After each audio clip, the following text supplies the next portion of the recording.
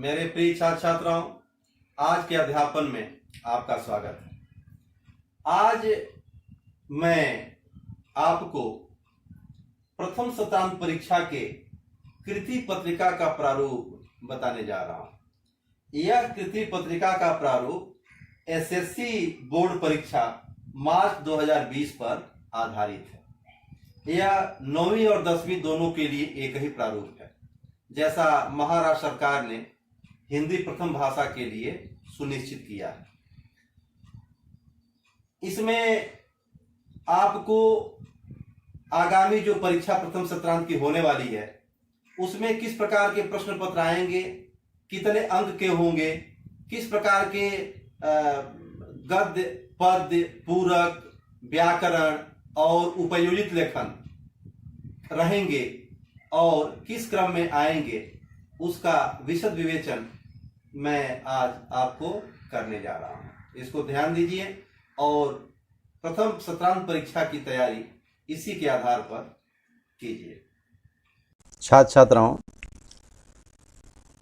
प्रथम सत्रांत की परीक्षा निकट भविष्य में होने वाली है। उसका प्रारूप आपके सामने प्रस्तुत है। महाराष्ट्र राज्य माध्यमिक व उच्च माध्यमिक शिक्षण मंडल पुणे ने 9वीं और 10वीं दोनों कक्षाओं के लिए हिंदी प्रथम भाषा, हिंदी माध्यम के लिए यही कृति पत्रिका प्रारूप सुनिश्चित किया है। यह कृति पत्रिका एसएससी बोर्ड परीक्षा मार्च 2020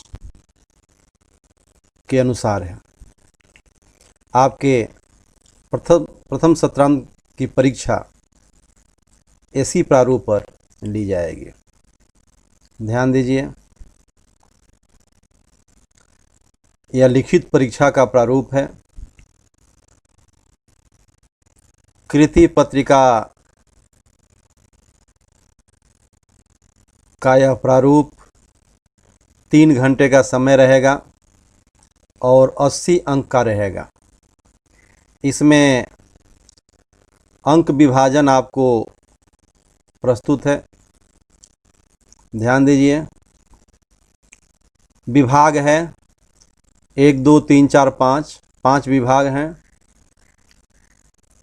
ये घटक है आपके पाठ्यपुस्तक में गद्य, पद्य, पूरक, यह 3 प्रकार के पाठ हैं। इसके अतिरिक्त भाषा अध्ययन व्याकरण से आता है और रचना विभाग से आता है।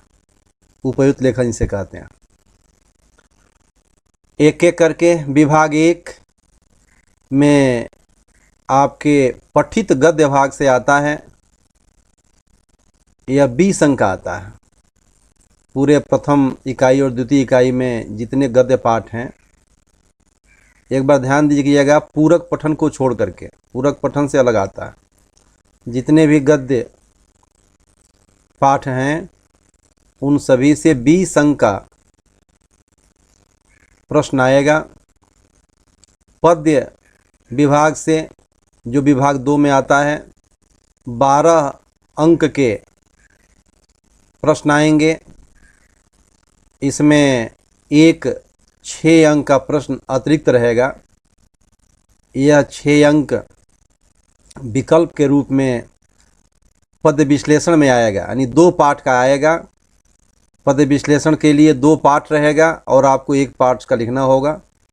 तो 2 का दिया है, 6 यहाँ अतिरिक्त है। तीसरा विभाग पूरक पठन, इससे 8 अंक के प्रश्न आएंगे।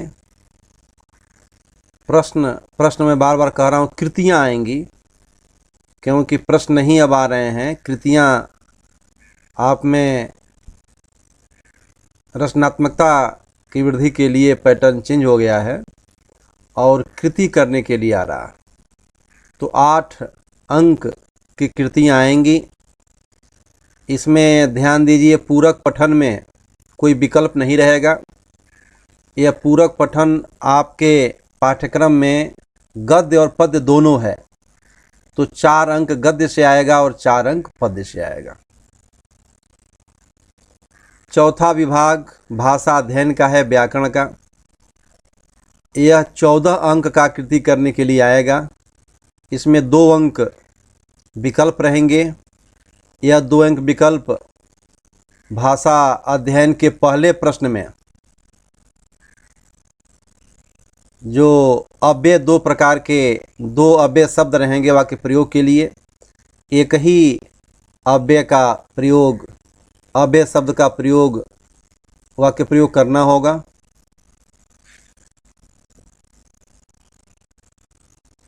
तो यह 2 अंक हो गया, 1 अंक हो गया उसमें अतिरिक्त, और एक भाषा अध्ययन का 5वां क्वेश्चन नंबर, 2 मुहावरे अर्थ लिख करके वाक्य प्रयोग के लिए आएंगे। एक ही करना है, तो उसमें 1 अंक जो विकल्प आया है वह 2 नंबर 2 अंक विकल्प के हैं। रचना विभाग उपयोजित लेखन, इसमें 26 अंक का आएगा। 26 अंक में पहला पत्र रहेगा, अ आ ई। 5वें विभाग में 3 उपविभाग रहेंगे। अ में पहला पत्र है 5 अंक का। यह पत्र विकल्प में 2 आएगा। आपको पढ़ाया गया है औपचारिक अनौपचारिक पत्र, तो औपचारिक से भी 1 और अनौपचारिक से भी 1 अथवा करके 2 विकल्प में रहेंगे। यह विकल्प 5 अंक इसमें का इसी में से है। 1 करना होगा आपको औपचारिक अनौपचारिक में से। अ का दूसरा गद्य आकलन है। इसमें एक गद्य खंड रहेगा, अपठित कहीं से भी रहेगा, और उसी में से 4 प्रश्न आपको बनाने होंगे। ऐसे प्रश्न बनाने होंगे जिनके उत्तर एक ही वाक्य में उस गद्यांश में मिले। तो प्रश्न बनाने होंगे 4 अंक से, 4 प्रश्न बनाने होंगे, 1-1 अंक के रहेंगे। तो वह 4 है। आ में वृत्तांत लेखन है 5 अंक का, अथवा कहानी लेखन, तो 5-5 अंक। एक विकल्प 5 अंक है, तो यह 5 अंक इसमें आया विकल्प वाला। कहानी लेखन कीजिए या वृत्तांत लेखन, उसके किस पर कृति करनी है वहाँ मुद्दे उसके दिए गए हैं और उसके प्रश्न दिए गए हैं। दूसरा आ का विज्ञापन लेखन, इसमें भी आपको विज्ञापन बनाने के लिए कैसे बनाना है, क्या आपकी विषय वस्तु क्या है, उसको यहाँ दिया रहेगा। 5 अंक का ये भी है, इसमें विकल्प नहीं है। और 7 अंक का निबंध लेखन है। निबंध लेखन 7 अंक का है, 80 से 100 शब्दों में लिखना होता है। इसमें आपको आपके पाठ्यक्रम में 5 प्रकार के निबंध लेखन हैं। इसमें 3 प्रकार के आएंगे और 3 में से 1 कोई निबंध आपको लिखना है, या 7 अंक के रहेंगे। तो 14 अंक इस विकल्प का इसमें जुड़ गया। आइए समझ गए होंगे कुल अंक 80 अंक किस विभाग से कितने अंक आएंगे आपको बताया भी, यहाँ स्पष्ट लिखा भी गया है।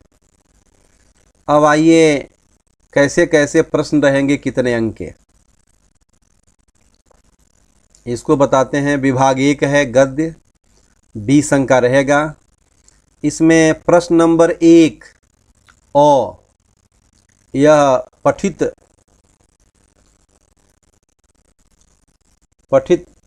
गद्यांश है।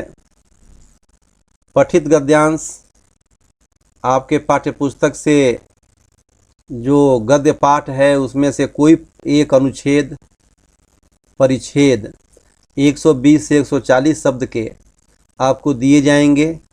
यह पहले का अ 7 अंक का रहेगा कृति करने के लिए, और दूसरा पहले का आ यह भी आपके पाठ्यक्रम से ही गद्य खंड से रहेगा, गद्य पाठ से रहेगा। ये भी 120 से 140 शब्द का परिच्छेद रहेगा, 7 अंक का यह भी रहेगा। ये दोनों पठित गद्य पर आधारित रहेंगे। इसमें दोनों में कैसे कैसे प्रश्न आएंगे ध्यान दीजिए। पहला आकलन कृति, आकलन करना, गद्य का परिच्छेद जो भी रहेगा उसके नीचे 2 घटक या 4 घटक रहेंगे।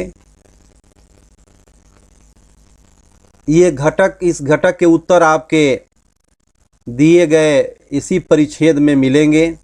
उनको आप पढ़िए, समझिए और उनके उत्तर लिखिए।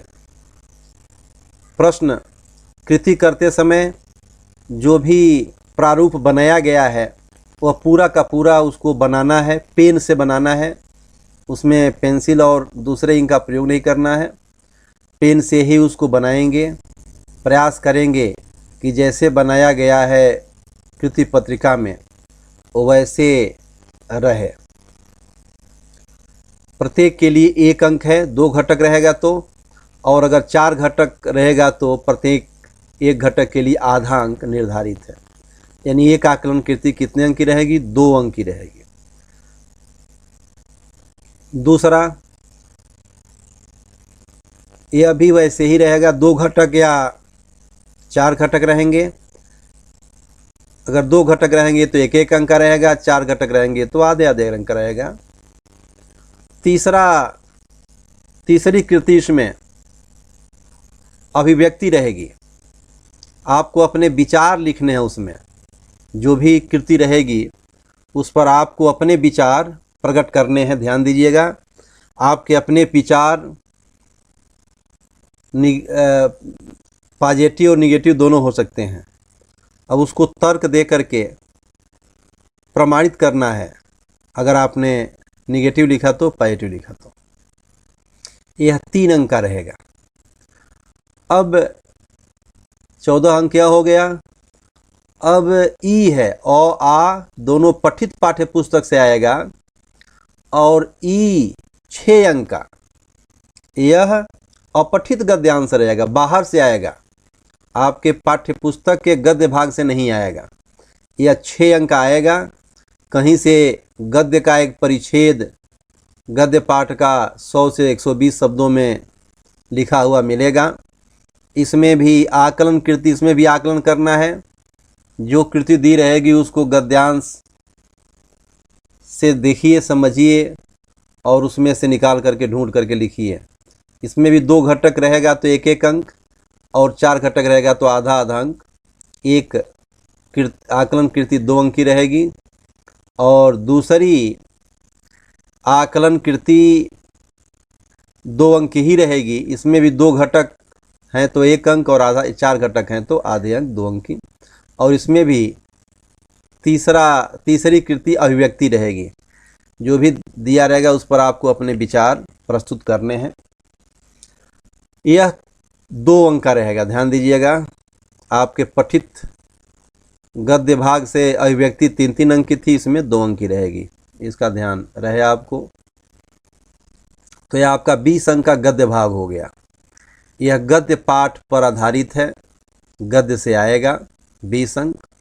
अब आपका दूसरा विभाग है पद्य। इससे आपको 12 अंक की कृतियां करने को आएंगे। इसमें यह प्रश्न दूसरा हो गया, ध्यान दीजिए। इसमें प्रश्न दूसरा का अ है और आ है। तो आपका दोनों जो पद्य पाठ से आएगा, यह पद्य पाठ अलग अलग कविताओं से रहेगा। यानी कि एक ही पाठ के दोनों कृतियां दे दी गई, यह नहीं होगा। दोनों अलग अलग पाठ से रहेंगे, इसका ध्यान रहे। दूसरे का जो अ है वह पठित पद्यांश से 8 से 10 पंक्तियाँ लिखी जाएंगी। किसी भी पठित पद्य भाग की 8 से 10 पंक्तियाँ आएंगी। यह 6 अंक का रहेगा। इस पर देखिए कौन कौन सी कृतियाँ आती हैं। इसमें भी पहला आकलन कृति है। 2 घटक अगर आए उस पद्य पर आधारित तो 1-1 अंक के रहेंगे। अगर 4 घटक आएगा तो आधा अंक रहेंगे। दोनों संभावित है, दोनों आ सकते हैं, आते हैं। इसमें ध्यान देने योग्य बात है कि दूसरी जो कृति है वह शब्द संपदा की है।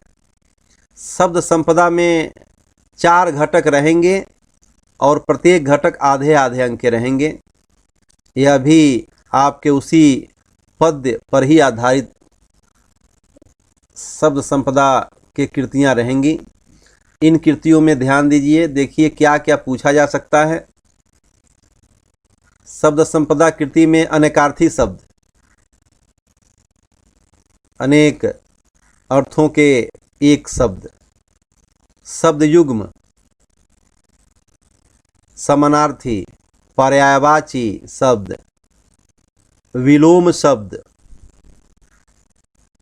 उपसर्ग, प्रत्यय, अनेक शब्दों के लिए एक शब्द, कठिन शब्दों के लिए अर्थ, लिंग, वचन, कृदंत, तद्धित, तत्सम, तद्भव तथा विदेशी शब्द आदि पूछे जा सकते हैं। यह शब्द संपदा की संपत्ति है। इसमें से ही आपको इस प्रकार के आपके पद्य खंड से कृतियाँ पूछी जा सकती हैं, प्रश्न पूछे जा सकते हैं। इसमें पहला जो बताया मैं,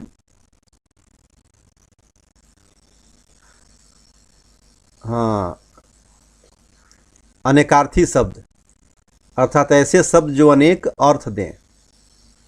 एक शब्द जब एक से अधिक कर देता है तो श्लेष अलंकार होता है, जानते हैं ना। तो वही है शब्द अनेकार्थी, यानी एक शब्द जो अनेक अर्थ अभिव्यक्त करें, ऐसे शब्दों को पूछा जाएगा।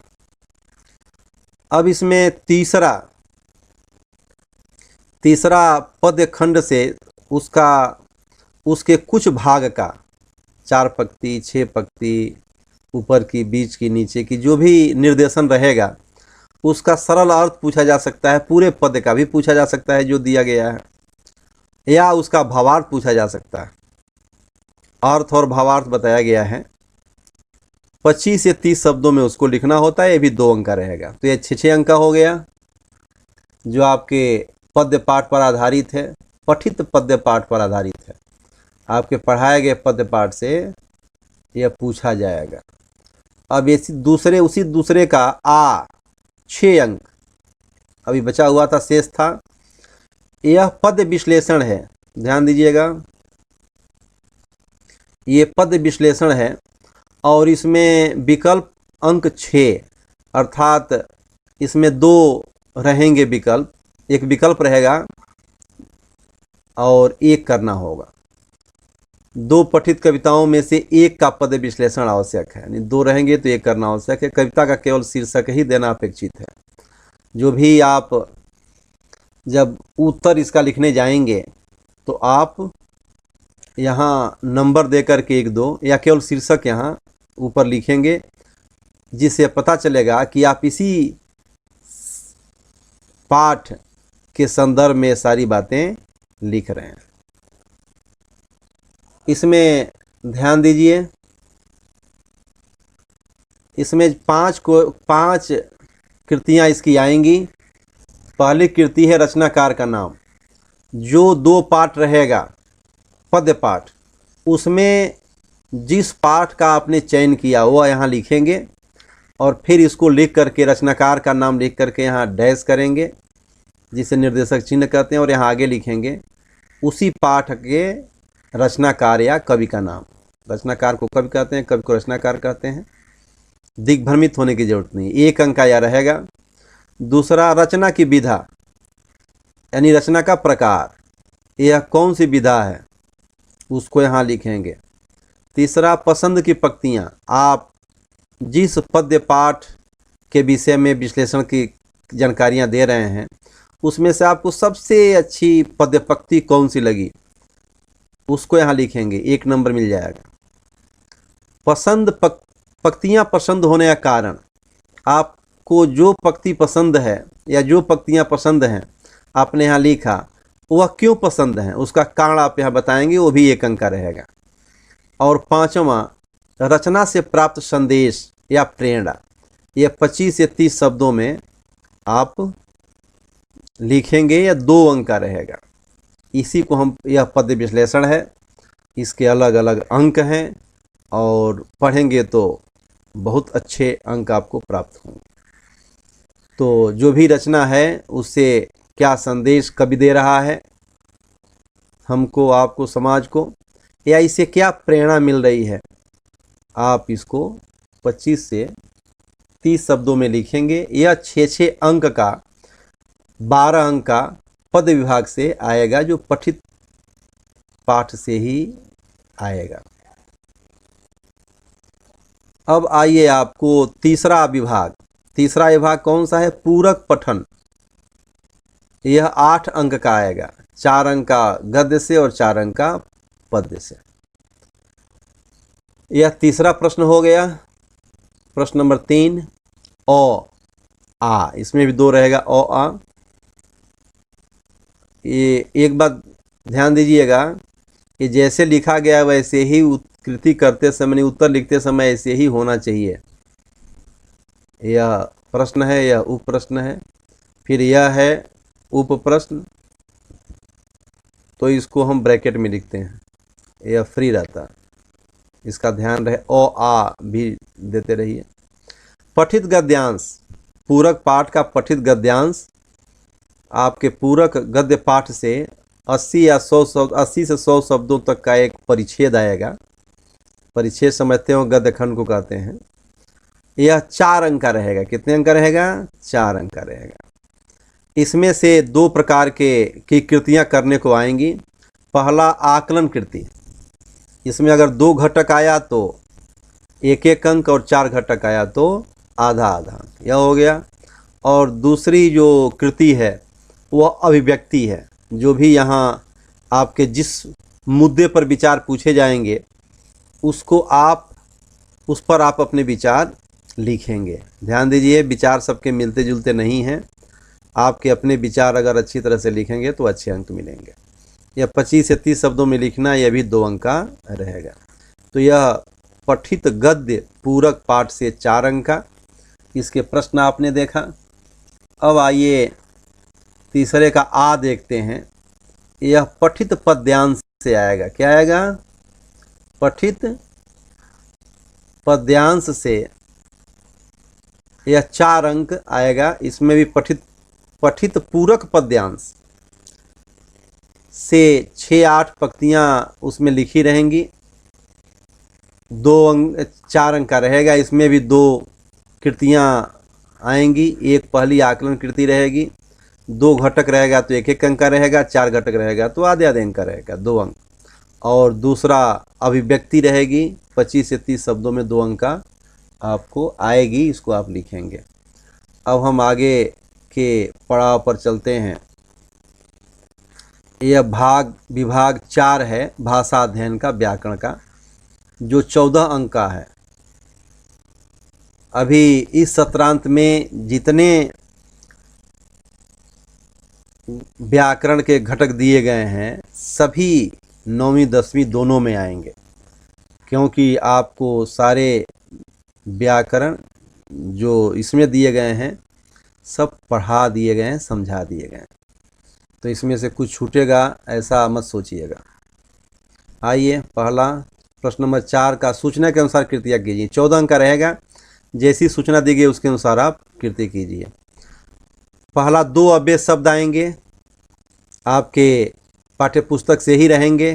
पाठ्यपुस्तक के नीचे से 1 का वाक्य में प्रयोग करना है। 1 घटक, प्रत्येक के लिए 1 अंक। अब इसमें वाक्य प्रयोग करेंगे, 1 ही घटक है और इसके लिए 1 अंक है। वाक्य सार्थक होना चाहिए, ध्यान दीजिएगा। 2 रहेगा अव्यय शब्द, 1 विकल्प में रहेगा, दोनों में से कोई एक ही करना है। दूसरा संधि, इसमें 1 अंक का है यह। इसमें 2 घटक रहेंगे। संधि शब्द रहेगा, उसको संधि करना, अगर शब्द रहेगा तो उसको संधि करना होगा और उसके भेद बताने होंगे। संधि मतलब, पुनः ध्यान दीजिए, यदि संधि शब्द रहेंगे तो उनका विच्छेद करना होगा और उनको पहचानना होगा। तो आधे नंबर विच्छेद करने पर, आधे अंक पहचानने पे।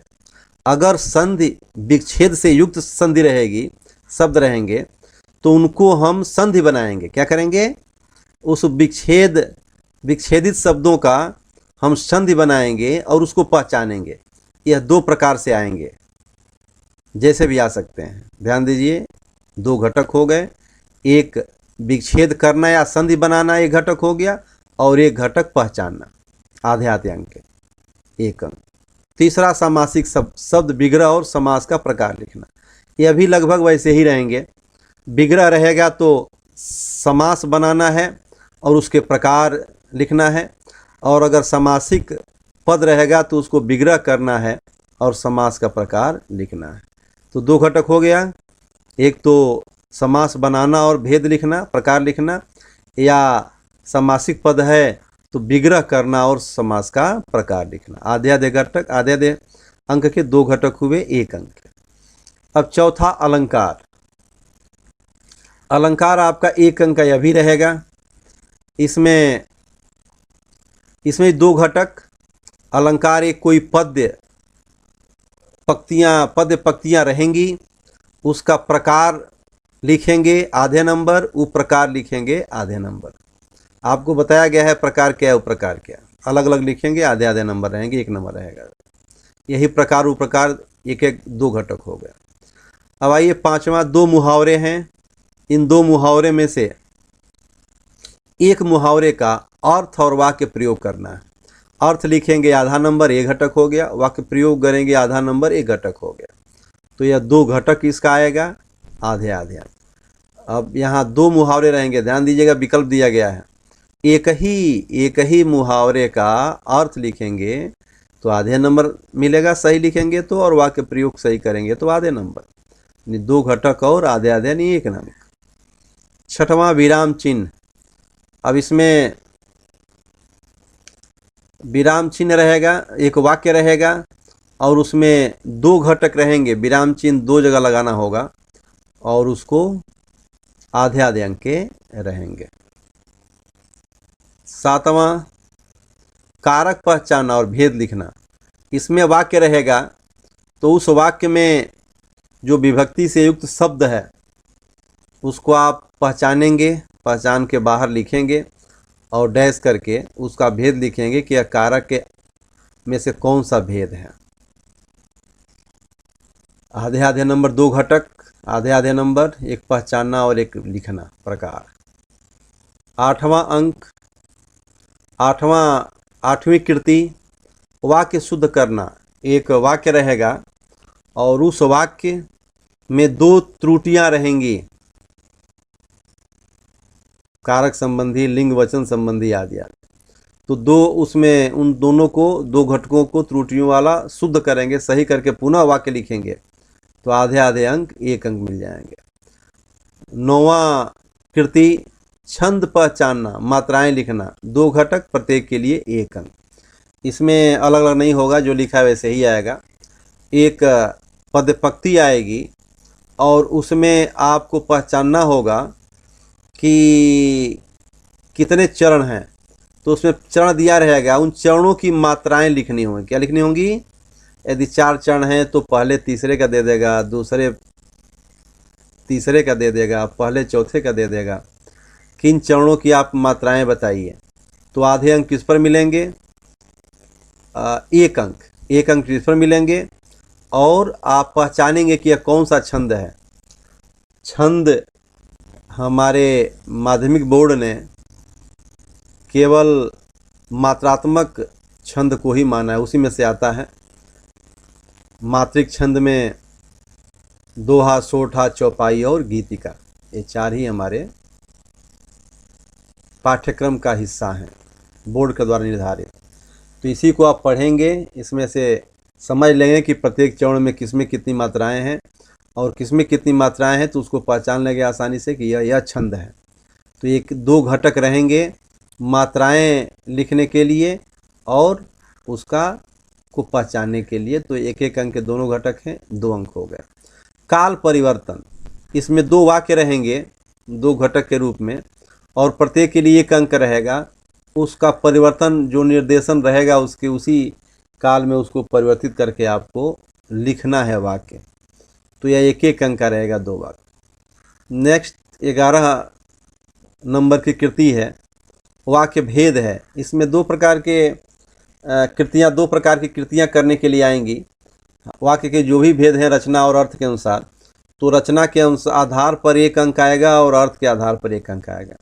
ध्यान दीजिएगा, रचना के आधार पर वाक्य का भेद पहचानना होगा। कौन एक वाक्य रहेगा उसमें आप पहचानेंगे कौन सरल वाक्य है, कौन मिश्र वाक्य है, कौन संयुक्त वाक्य है। तो इतना सही से लिख देंगे तो आपको 1 अंक मिल जाएगा।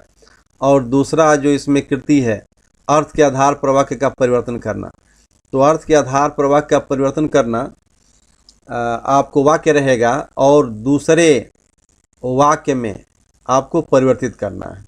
तो यह अर्थ के आधार पर जो वाक्य के भेद हैं 8 हैं, कुछ लोग 11-12 कहते हैं, अपने पोर्शन में 6 दिया गया है माध्यमिक में।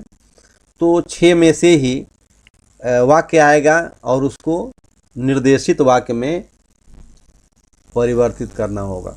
ध्यान दीजिएगा, बताया भी गया है अर्थ के अनुसार वाक्य का जो परिवर्तन होगा उसमें अर्थ परिवर्तित नहीं होना चाहिए, उसके भाव परिवर्तित नहीं होने चाहिए, नहीं तो गलत हो जाएंगे।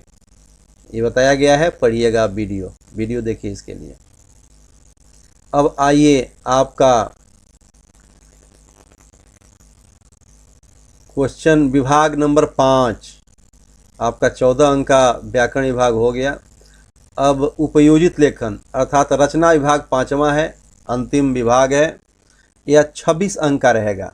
आपको ध्यान देना होगा, व्याकरण 14 और उपयोजित लेखन 26 मिलकर के 40 अंक हो जा रहे हैं और 40 अंक का आपको गद्य पद्य पूरक से आएगा क्वेश्चन, इसका ध्यान रहे। अब यह 5वां सूचना के अनुसार कृतियाँ कीजिए 26 अंक का। इसमें ओ आ ई 3 ग्रुप है। अ में 2 कृतियाँ रहेंगी, आ में भी 2 रहेंगी और ई में 1 रहेगा। तो अ का पहला पत्र लेखन औपचारिक अनौपचारिक। औपचारिक अनौपचारिक समझ ही रहे हैं, व्यक्तिगत पत्र है और एक व्यक्तिगत पत्र में से कोई एक आएगा और व्यावसायिक या कार्यालयीन पत्र में से कोई एक आएगा। यह दोनों में से 2 आएगा, दोनों में से किसी एक को करना है। 5 अंक का रहेगा, विकल्प एक्स्ट्रा मतलब 5 अंक है। गद्य आकलन 100 से 120 शब्दों का गद्य खंड रहेगा, परिच्छेद रहेगा गद्य का, और उस पर 4 आपको प्रश्न बनाने रहेंगे और ये प्रश्न ऐसे तैयार करने हैं जिनका उत्तर 1 वाक्य से अधिक न हो। तो प्रत्येक 4 प्रश्न आप बनाएंगे, प्रत्येक प्रश्न 1-1 अंक के रहेंगे, अर्थात गद्य आकलन 4 अंक का है। इसमें कोई विकल्प नहीं है। अब आइए वृत्तांत लेखन 70 से 80 शब्दों में आपको वृत्तांत लेखन करने के लिए आएगा। इसमें एक विकल्प है अथवा कहानी लेखन, या 2 रहेंगे, इसके भी मुद्दे दिए रहेंगे। तो आपको यह वृत्तांत लेखन लिखिए या कहानी लेखन लिखिए, जो आपको आसान पड़े, अच्छी तरह से लिख सकें। ये दोनों 5-5 अंक के हैं, तो कोई एक करना है तो आप वृत्तांत लेखन करें या कहानी लेखन करें। या कहानी लिखेंगे तो भी 70 से 80 शब्दों में रहेगा। अब आइए दूसरा, आ का दूसरा है विज्ञापन लेखन। विज्ञापन लेखन आप 50 से 60 शब्दों में लिखेंगे, भी 5 अंक का है, 5 अंक दिया गया है। और ई निबंध लेखन, यह 3 में से एक विषय पर 80 से 100 शब्दों में निबंध लिखना है। इसमें विकल्प 2 हैं 14 नंबर के, 7 नंबर के, लेकिन करना एक ही है। इस प्रकार हम कर सकते हैं, देखिए यहाँ लिखा भी है 5 प्रकार हैं हमारे पाठ्यक्रम में। जिनमें से 3 विषय पर ही दिया जाएगा और विद्यार्थियों को उसमें से एक विषय पर ही निबंध लिखना है। तो यह आपके कृति पत्रिका का प्रारूप रहा। छात्रों, विद्यार्थियों, आप इसको ध्यान से देखेंगे। जितना पढ़ाया गया है उसी में से इसी प्रकार, इसी प्रारूप में प्रश्न पूछे जाएंगे और आपको ऐसे ही जैसे बताया गया वैसे आप लिखेंगे। एक बात पुनः मैं बता देना चाहता हूँ, लिखते समय आकृतियाँ जो भी आप बनाएंगे पेंसिल का प्रयोग उसमें नहीं करेंगे, वह पेन से ही आकृतियाँ बनाएंगे। प्रयास करेंगे जैसी आकृति बनी है उसी के अनुरूप आप आकृति बनाएं। आप स्पष्ट जो कृति है उसको पूर्ण करेंगे। अपने पाठ्य पुस्तक पर ही आधारित जो आएगा, गद्य खंड, पद्य खंड, पूरक खंड, उसी पर आधारित आपकी आकलन कृतियाँ रहेंगी। तो आप आसानी से अगर प्रयास करें और अभ्यास करें, क्योंकि प्रयास करेंगे तो ही अभ्यास हो पाएगा, और केवल मन में कल्पना करते रहेंगे तो आएगा मार्च, परीक्षा हो जाएगा और आप कल्पना ही करते रह जाएंगे। इसलिए शीघ्र ही चेतना में आ पाइए, क्योंकि आपकी परीक्षा अभी होने वाली है और बोर्ड परीक्षा भी धीरे धीरे आपके समीप आती जा रही है। कोविड-19 के कारण हम प्रत्यक्ष संपर्क में नहीं हैं, लेकिन इसका अर्थ यह नहीं है कि जो भी पढ़ाया जा रहा है परिश्रम करके उसको आप उसका अभ्यास न करें, देखें नहीं, पढ़ें नहीं। अगर ऐसा थोड़ा भी लापरवाही करेंगे, थोड़ी भी सुस्ती दिखाएंगे तो आपके प्राप्तांक कम आएंगे बोर्ड में, तो दिक्कत आपको होगी। इसलिए एक क्षण भी बर्बाद न करते हुए आप पठन पाठन में लगे रहिए, क्योंकि गति का ही नाम जीवन है। और धीरे धीरे चलने वाली चींटी, कछुआ अपने मंजिल को प्राप्त करता है। आप सोचें आप अल्प समय में ही सब कुछ कर देंगे तो वह कदापि संभव नहीं है। इसको देखिए, ध्यान दिए। बोर्ड का यह प्रारूप है, ऐसे ही आपके प्रथम सत्रांत के कृति पत्र में आएगा प्रत्येक प्रकार का क्वेश्चन वगैरह। तो इसको ध्यान से समझिए, जो पढ़ाया गया उसको पढ़िए। व्याकरण जितना भी इसमें दिया गया है 9, 10 सारा का सारा आएगा और आपके पाठ्य पुस्तक से ही आएगा, पढ़ाया गया है वही आएगा। और भी उपयोजित लेखन का सारा हिस्सा पढ़ा दिया गया है। निबंध पहले ही मैं आपको बताया था कैसे आपको लिखना है, तो इसका ध्यान रहे कि आप परिश्रम करेंगे। धन्यवाद।